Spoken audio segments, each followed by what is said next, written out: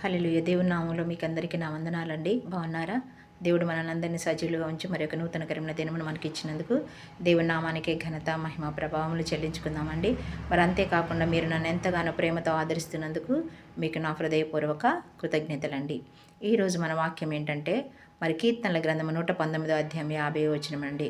నీ వాక్యము నన్ను బ్రతికించున్నది, నా బాధల్లో అదే నాకు నెమ్మది కలుగజేయుచున్నది అని చెప్పి దావీదు మహారాజు గారు అంటున్నారండి. అవునండి, దేవుని వాక్యము సజీవమైనదండి. దేవుని వాక్యము బలము గలదండి.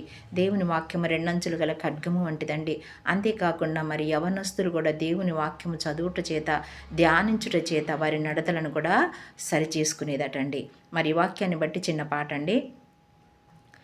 నీ వాక్యమే నన్ను బ్రతికించెను, బాధలలో నెమ్మదినిచ్చెను. నీ వాక్యమే నన్ను బ్రతికించెను, బాధలలో నెమ్మదినిచ్చెను.